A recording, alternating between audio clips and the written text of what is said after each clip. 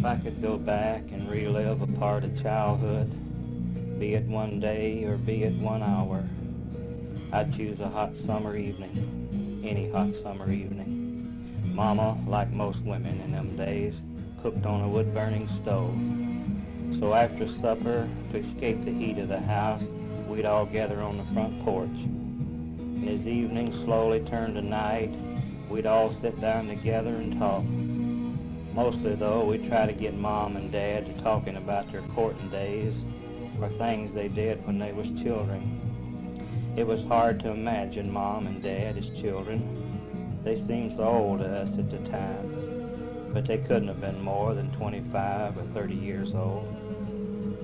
Soon one of us kids would go in and bring out Daddy's old guitar. Mom and Dad would pass it back and forth singing these songs. They were songs they sang in their courting days, and songs their Mom and Dad sang to them when they was just children themselves. In later years, I was to spend many a happy hour singing these same songs to my children. But television came along and took over our lives, and Family Hour was no more. I find, though, through these songs I can go back to a hot summer evening when life seemed to move a little slower and a man could be at peace with himself. And I catch a glimpse of a better time that is lost to us all forever.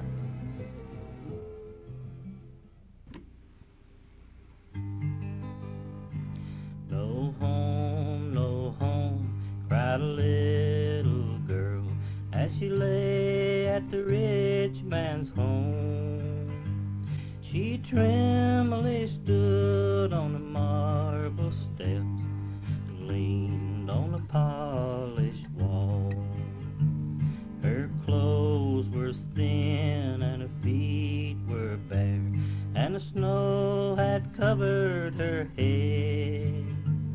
Oh, give me a home, she feebly cried, a home and a piece of bread. My father, alas, I never knew, and the teardrops filled her eyes. My mother sleeps in a new-made grave, while her orphan begs tonight. The night was dark and the snow fell fast, but the rich man closed his door. With his proud lips curled as he scornfully said, no home, no bread for the poor. I must free, she said as she sank on the steps and covered her feet with her old tore dress all covered in snow and sleet. The rich man sleeps on his velvet couch, and he dreamed of his silver and gold, while the poor little girl made a bed in the snow and murmured, I'm cold, so cold. The morning dawned and the little girl still lay at the rich man's door, but her soul had fled to the world above, where there's room and bread for the poor. The night was dark and the midnight storm rolled on like a funeral veil. The world was wrapped in wind and snow, and the drops of snow still fell. The rich man too, he had to die. In hell he lifted up his eyes, being in torment day and night. Oh, hear his moans and cries.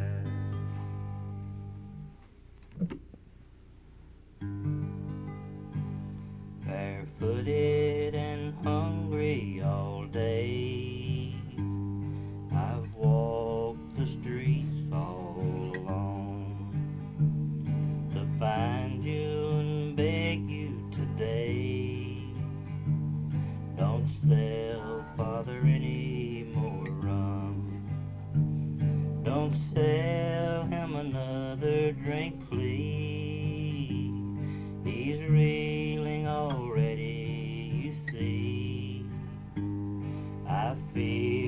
when he comes home tonight, he'll be poor mama and me. Why don't you keep something to sell that wouldn't make people so bad, that wouldn't make kind mothers weep, or kind fathers cruel and bad? But no, you sell him the drain, that's the ruin of our home. Please have pity on me, and don't sell father the rum.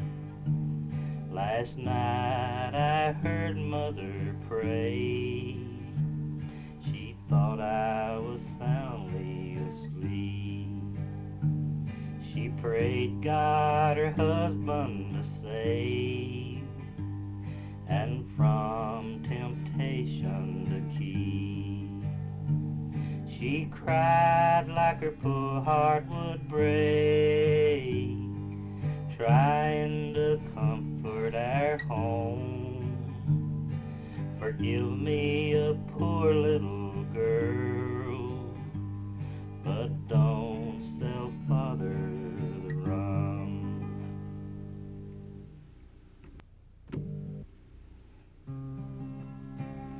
The eastbound train was crowded one cold December day.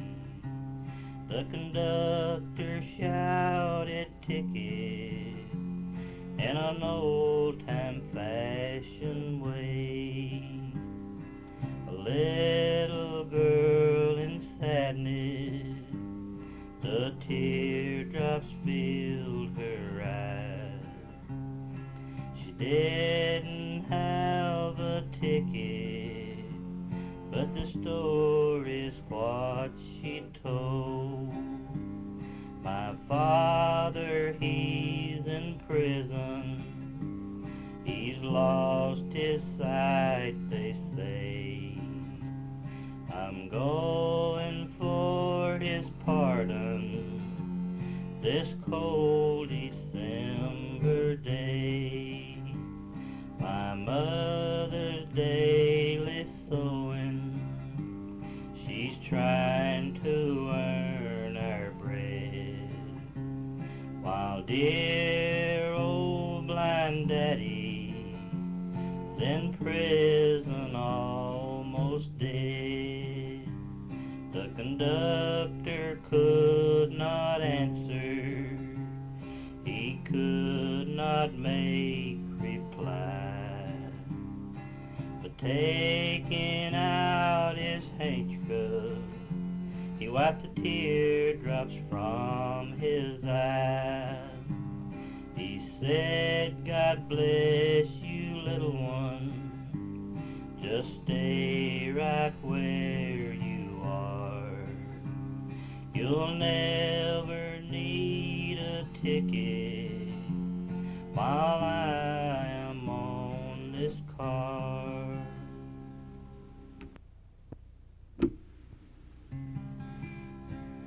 Three years ago, since Jack and Joe set sail across the foam, each vowed a fortune he would win before returning home. Jack was the first to gain his wealth, set sail for home that day. It was sad to see those pals part, and Joe began to say, take my love to Nellie, Jack, kiss her once for me. She's the fairest girl in all the world, I know you'll say she. Just treat her nice and kind, oh pal,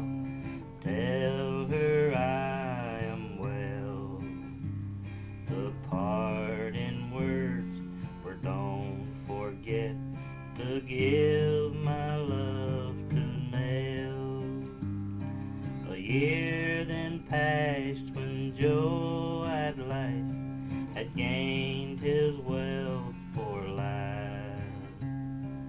He set sail that very day to make sweet Nell his wife. On his way he heard them say Jack and Nell had wed. Through vows and threats he now regrets these words he ever said. Take my love to Nellie, Jack, kiss her once for me.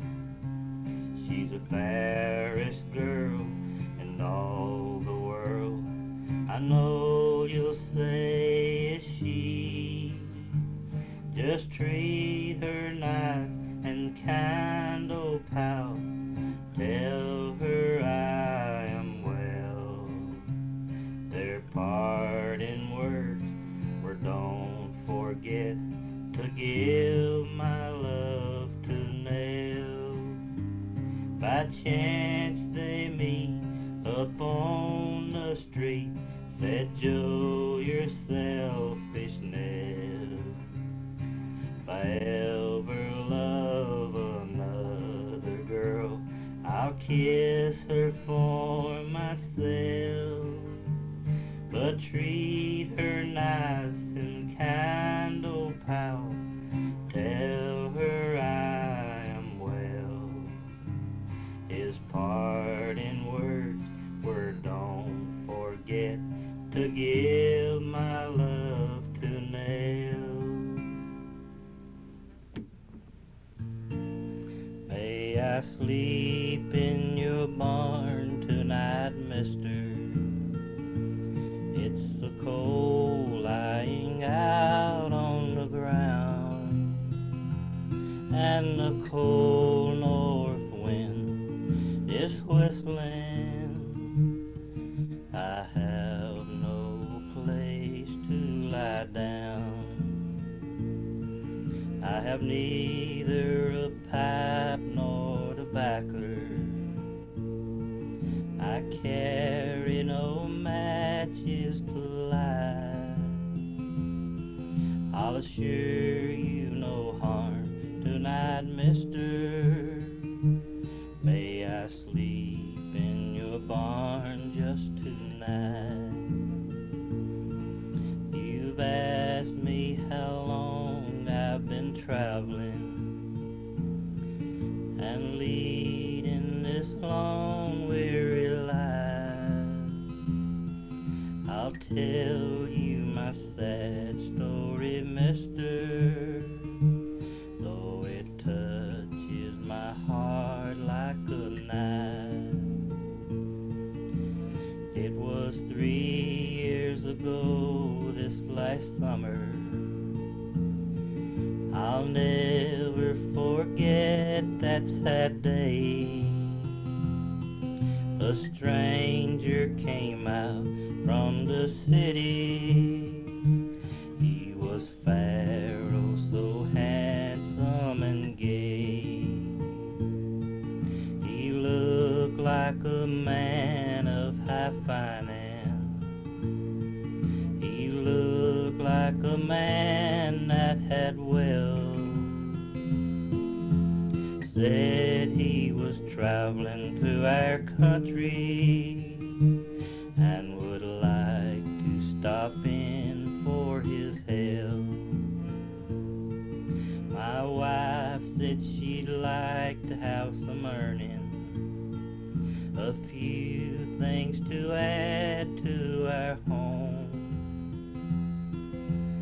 After a long talk together, we let him come into our home. One evening I was coming from my work, sir. I was whistling and singing for joy. I expected a kind-hearted welcome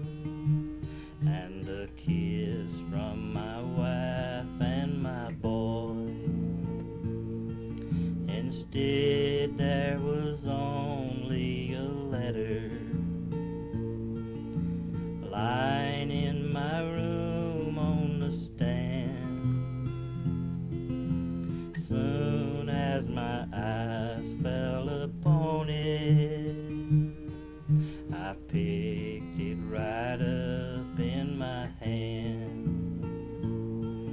The words that were written upon it seem that they drive me wild.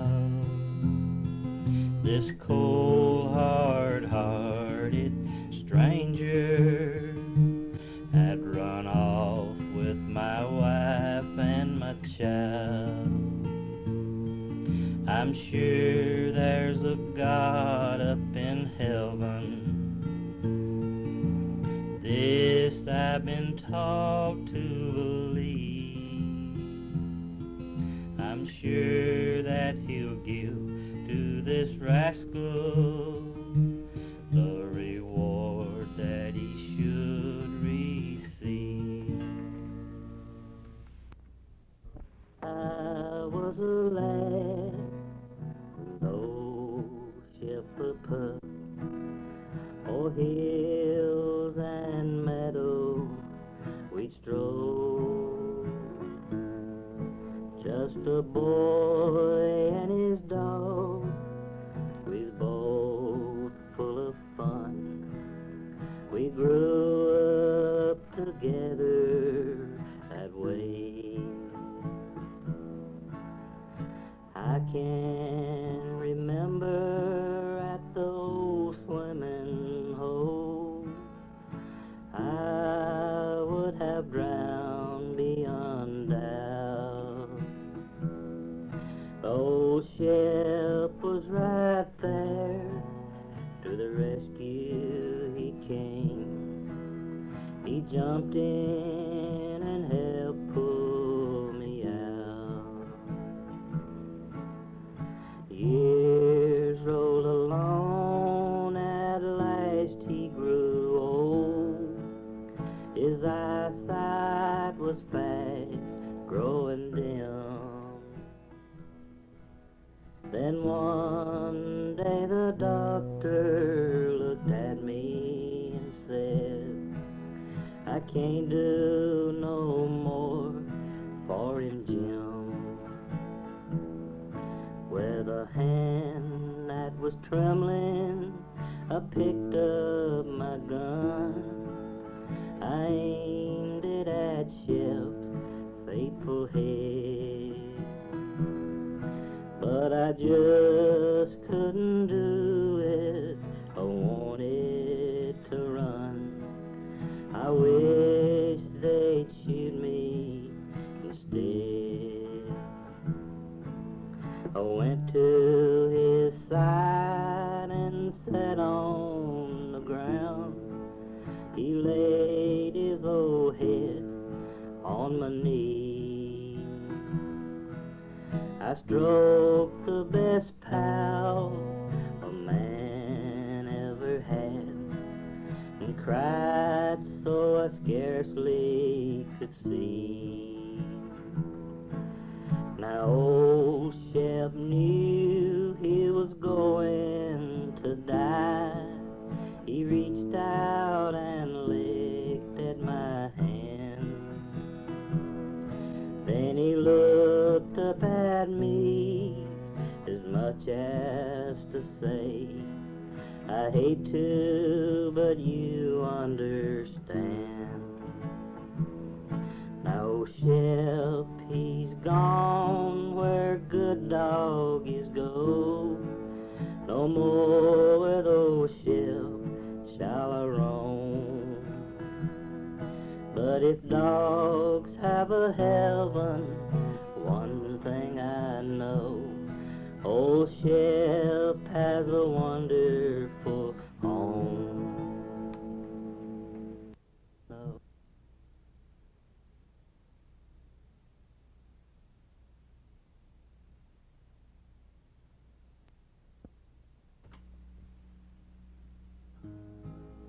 The Lightning Express from the depot so grand just started out on its way.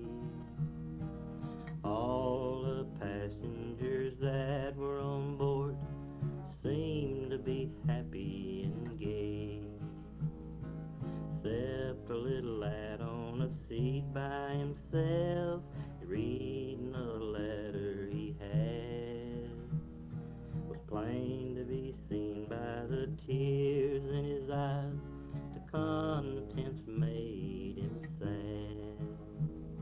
The rough old conductor then started to take a ticket from everyone there. Finally reaching the side of the boy, he roughly demanded his fare. "I haven't any money," the boy replied. "I'll pay you back someday. I'll have to put you off at the next station." And when he stopped, he heard the boy say, "Please, Mr. Conductor, don't put me off of your train. The best friend I have in this world, sir, is waiting for me in pain. Expected to die at any moment. She may not live through the day. I wanna go home and tell Mama goodbye before God takes her away. Mother was ailing when I left home, needing a doctor's care. That's the reason that I'm anxious to ride, but I haven't any money for fare." A little girl sitting close by exclaimed, "If you put that boy off, it's a shame." Taking his hat, a collection she made, soon had the boy's fare on the train. "Thank you, miss, for your kindness," he said.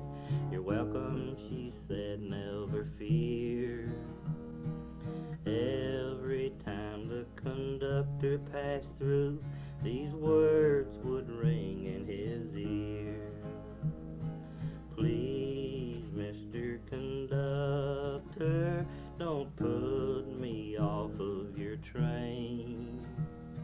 The best friend I have in this world, sir, is waiting for me in pain. Expected to die at any moment. She may not live through the day. I wanna go home, tell Mama goodbye before God takes her away."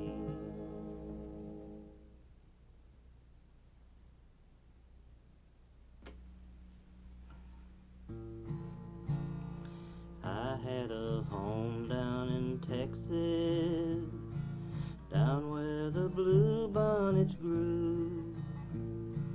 I had the kindest old mother, how happy we were, just we two. One day the angels called her, a debt we all have to pay. She called me close to her bedside, these last words to say: "Son, don't start drinking or gambling. Promise you'll always go straight. 10 years has passed since that promise. The promise I broke, I must stay. I started out drinking for pastime. Soon I was just like them all. I'd bet my clothes and money, not dreaming that I'd ever fall. One evening I'd bet all my money, nothing was left to be seen. All that I needed to beat them was one card, and that was a queen. The cards were all dealt round the table, each man took a card on the draw.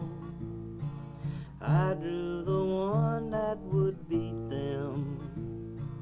Turned it and here's what I saw. I saw my mother's picture. Somehow it seemed to say, son, you have broken your promise. I tossed the cards away. My winnings I gave to a newsboy. I knew I was wrong at the start. I'll never forget the promise to my mother, the queen of my heart.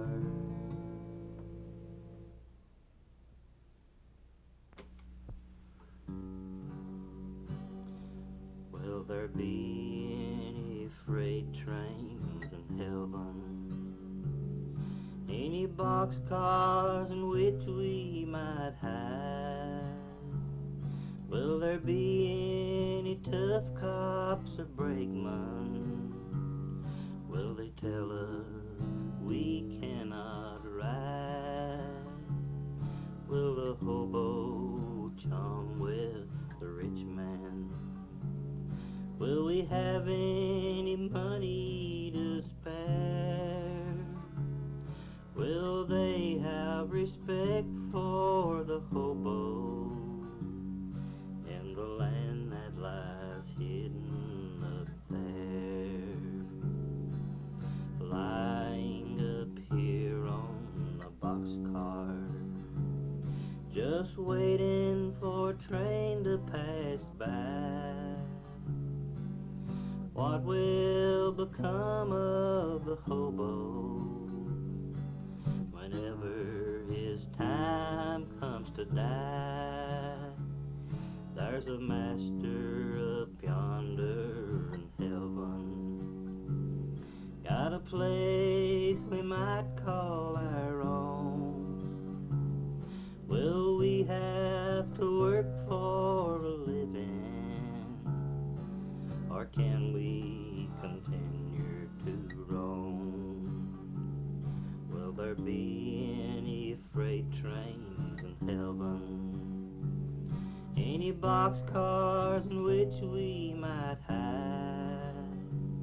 Will there be any rough cops or brakemen? Will they tell us we cannot ride? Will the hobo chum with the rich man? Will we have any money to spare? Will they have respect for the hobo in the land that lies hidden up there?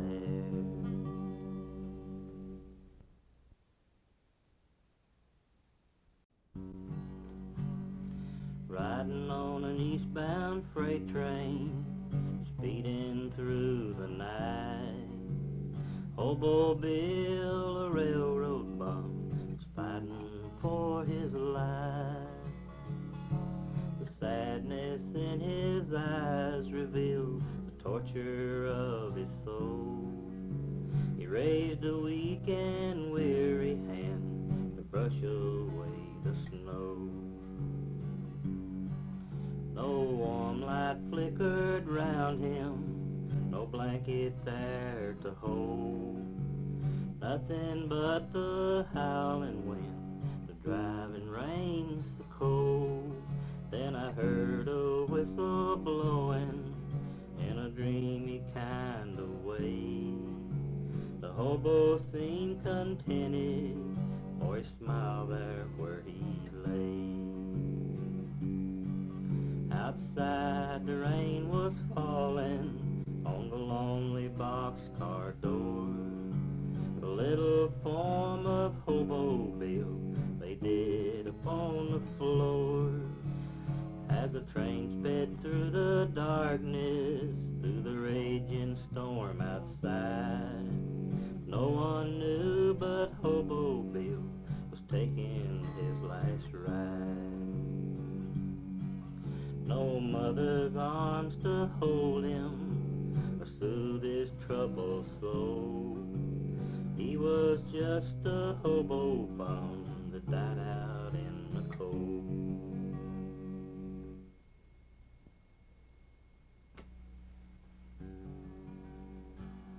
On a cold winter night, not a star was in sight. The north wind came howling down the line. There stood a brave engineer with his sweetheart so dear, and orders to pull old number 9. He kissed her goodbye with a tear in his eye, joy in his heart he could not hide. The whole world seemed bright when she told him that night tomorrow she'd be his blushing bride. The wheels hummed a song as the train rolled along. Black smoke came pouring from the stack. The headlights agleam seemed to brighten the dream of tomorrow when he'd be coming back. He turned round the hill, his brave heart stood still. A headlight was shining in his face. He whispered a prayer as he threw on the air. He knew this would be his final run. In the wreck he was found, lying there on the ground. He asked them to raise his weary head. As his breath slowly went, a message he sent to a maiden that thought she would be wed. There's a little white home that I'd bought for our own. Dreamed we'd be happy by and by.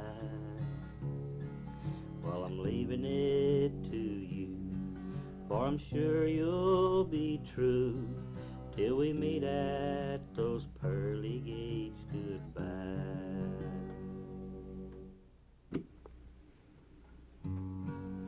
He was given his order at Monroe, Virginia, saying, Steve, you're way behind time.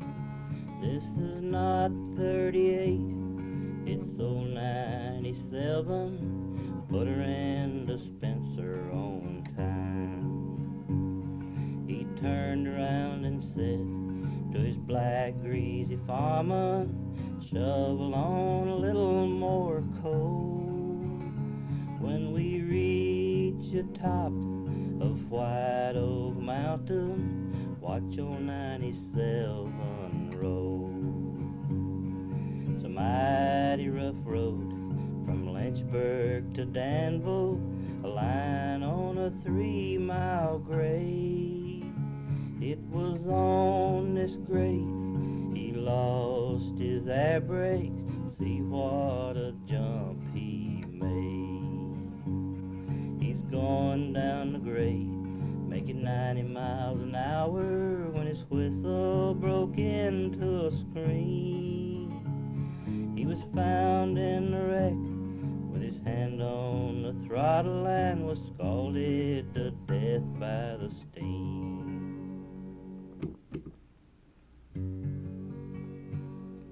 And now, my friend, you've asked me what makes me sad and still, why my brow is darkened like the clouds upon the hill.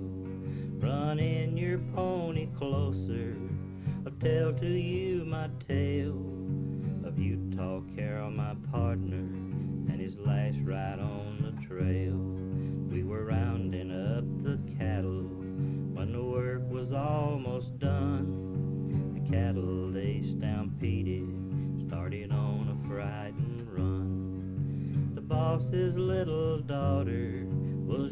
riding on one side, started out to head the cattle.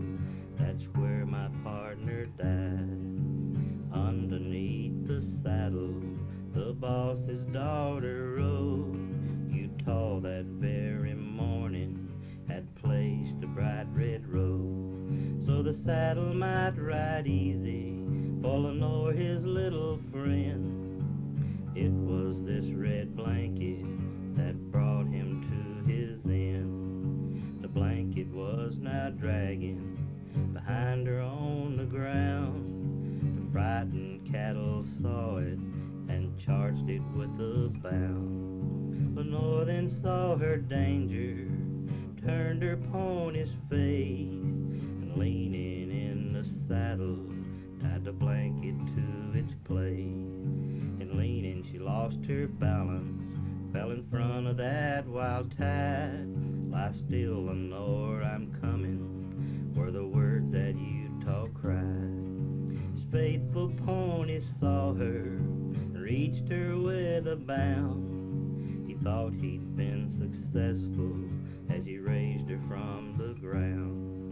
The weight upon the saddle had not been felt before. The back cinch snapped like thunder. He fell by Lenore. Picking up the blanket, he swung it o'er his head. Started across the prairie, lie still, Lenore, he said. He got to Stampede Turn, save Lenore, his friend. He turned to face the cattle and meet his fatal end. His 6 guns flashed like lightning, the report rang loud and clear. As the cattle rushed upon him, he dropped the leading steer.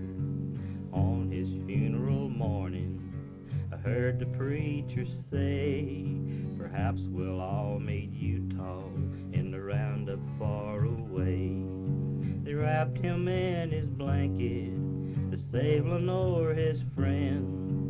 It was this red blanket that brought him to his end.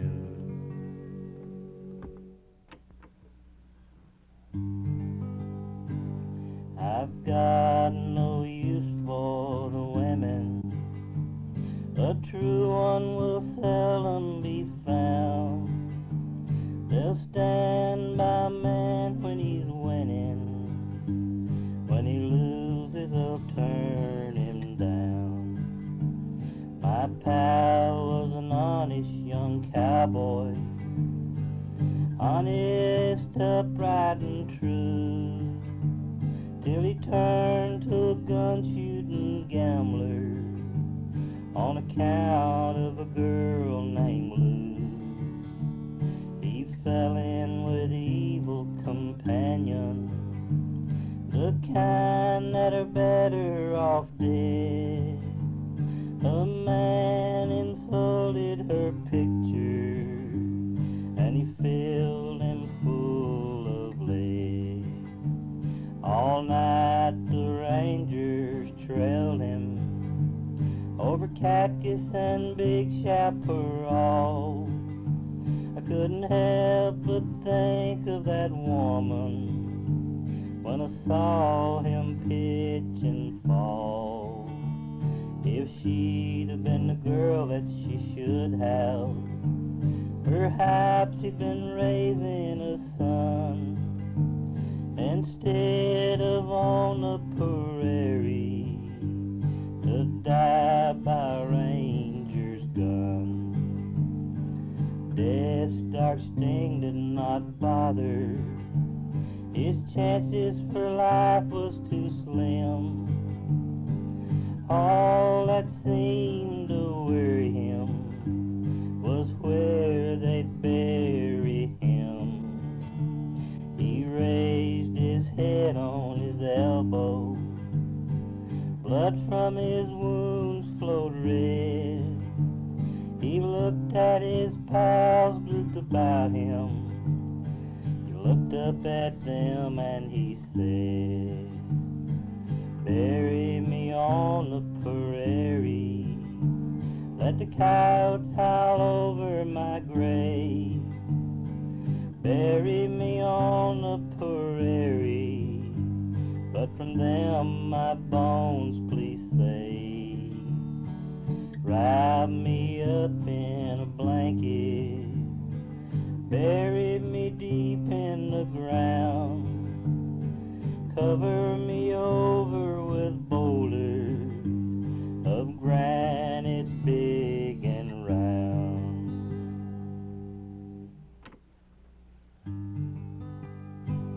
I was hanging around town just spending my time, out of a job, not earning a dime. A fella stepped up and said, I suppose you're a bronc fighter by the looks of your clothes. He guesses me right, I'm a good one, I claim. You happen to have any bad ones to tame? Said, I've got one, a bad one to buck.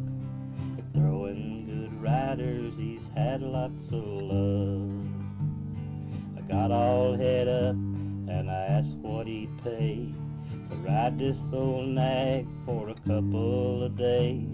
He offers me 10 and I said, I'm your man. The bronc never lived that I couldn't fan. He said, get your saddle and I'll give you a chance. On his buckboard I hopped, we rides to the ranch. I stayed till morning and right after Chuck stepped out to see if this outlaw could buzz. Out in the horse corral standing alone stood this old rascal, a strawberry roan. He had crooked legs and his pigeon toes, 2 pig eyes, a big Roman nose. He had 2 small ears with a point at the tip. A big 44 brand was on his left hip. He had a U-neck and a low swinging jaw. Could see with one eye he was a regular outlaw. I put on my spurs and I coiled up my twine. I said to that stranger, that 10 spot is mine. I put the blinds on him, it sure was a fight. Next come the saddle, so I tied it down tight. I stepped up on him and I raised up the blind. Get out of the way, boys, he's gonna unwind. He bowed his old neck and he sure left the ground. Circles we turned before he ever came down. He's sure a frog walker, he heaves a big sigh. He only needs wings to be on the fly. He turned his old belly right up to the sun. He sure is a sun-fishing son of a gun. He's about the worst bucker I've seen on the range. He'd turn on a nickel and give you some change. He makes one more jump and heads up on high. Left me spinning way up in the sky. I turned over twice, then I come back to earth. The lights into cussing the day of his birth. I know they're bronc riders I can't outride. A lot of 'em are left, they hadn't all died. But I'll bet all my money the man ain't alive. That'll stay with old Strawberry when he makes his high dive.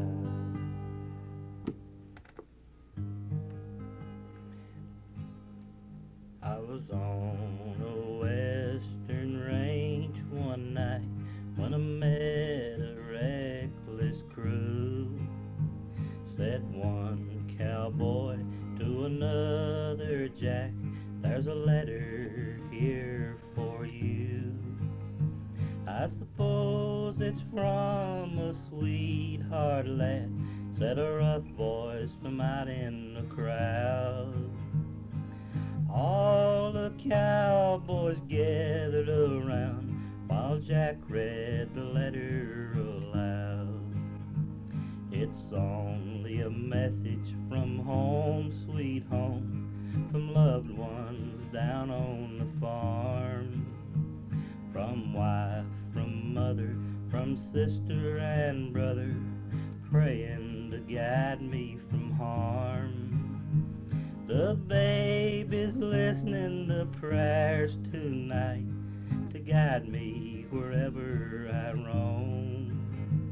We'd welcome you, Jack, if you'd only come back, is a message from home, sweet home. Oh, fare you well, my friend, said Jack, I'm going to that land. One by one the cowboys came, and he took him by the hand.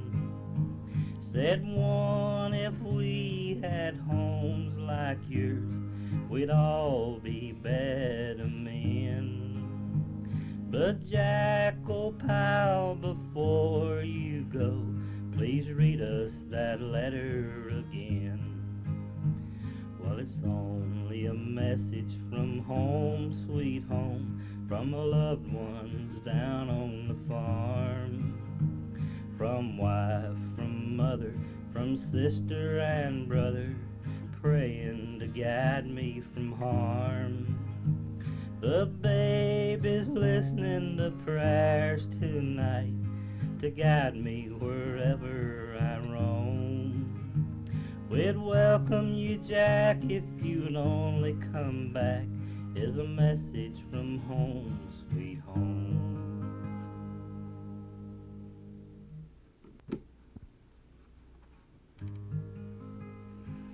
Out on the lone prairie, where skies are always blue, Jack sat reading a letter from his loved one dear and true.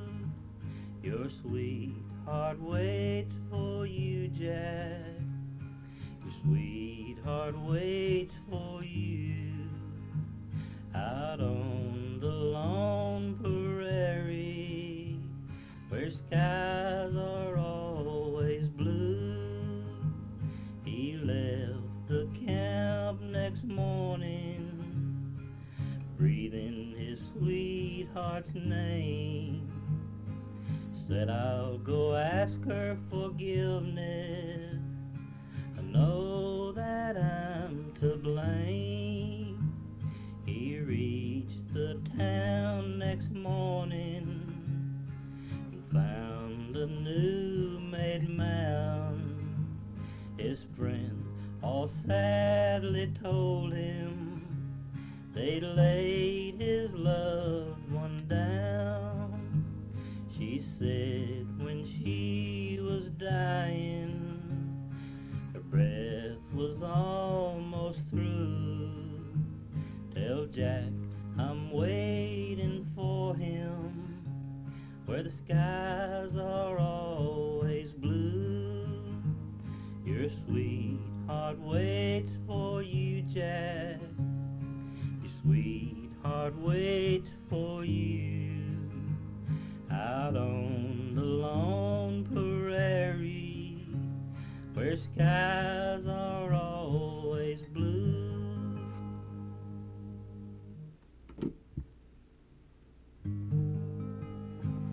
The day I left my mother's house is the day I left my home. I left my mother standing in the door, saying, don't leave my darling boy. My father was standing by her side, tears rolled down his cheek. Said, son, oh son, take your mother's advice, you may never see her anymore.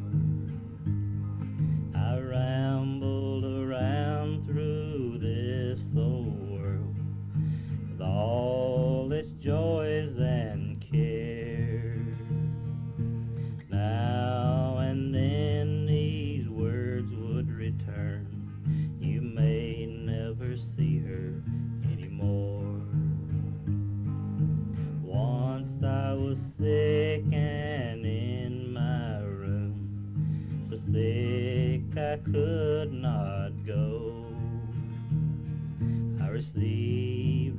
letter from my old home. It was from my sister so dear. Come home, you rambling boy. Your mother is dying today. Soon as I got able to go, I made my way back home. Soon as I reached that old cottage home, sister was standing in the door. Oh, where is mother so dear? I want to see her so bad. She threw her arms around my neck, said you'll never see your mother anymore. Your mother sleeps in a new-made grave, far beneath the clay. Last words your mother ever said was, I want to see my rambling boy. If I had my time to live over now, I'd live a different life. I'd save my money and I'd buy me a home. I'd take care of my mother all her life.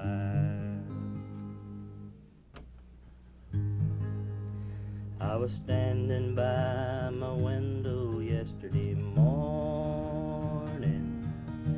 without a thought of worry or a care, when I saw the postman coming up the pathway with such a smiling face and jolly air. He rang the bell and whistled while he waited. Then he said, good morning to you, Jack. He little knew the sorrow he brought me when he handed me that letter etched in black. With trembling hands I took the letter from him, opened it, and this is what it said. Come home, my boy, your dear old daddy wants you. Come home, my boy, your dear old mother's dead. The last words your mother ever uttered was, tell my boy I want him to come back. My eyes are blurred, my poor old heart is breaking as I'm writing you this letter etched in black. Those angry words I wish I'd never spoke them. You know I didn't mean them, don't you, Jack? May the angels bear me witness, I am asking your forgiveness in this letter etched in black.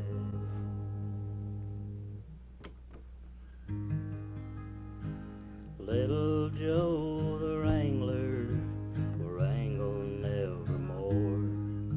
His days with the roundup they are o'er. Was a year ago last April when he rode into our camp, just a little Texas stray and nothing more. Was late in the evening when he rode into our camp on a little Texas pony he called Chaw. With his brogan shoes and overalls, a tough-looking kid you never in your life before had saw. Texas kind built many years ago. An oak case spur on 1 foot lightly swung, with his backpack in a cotton sack so loosely tied behind. A canteen from his saddle horn was swung. He said he had to leave his home. His paw had many fights.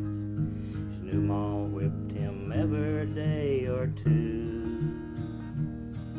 He saddled up old Chaw one night and set out on his own. He said he tried to paddle his own canoe.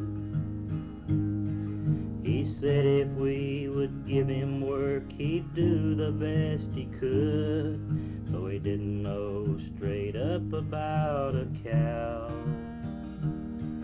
So the boss, he cut him out a mount, kindly put him on. He kinda liked this little stray somehow. He learned to wrangle horses, learned to know them all, get them in at daybreak if he could. And to trail the old chuck wagon, always hitch the team, and help the cook each evening rustle wood. We'd barely reach the Pecos, the weather it was fine. We were camped down on the south side in a draw. When a norther started blowing, we doubled up our guard. It took every one of us to hold them in.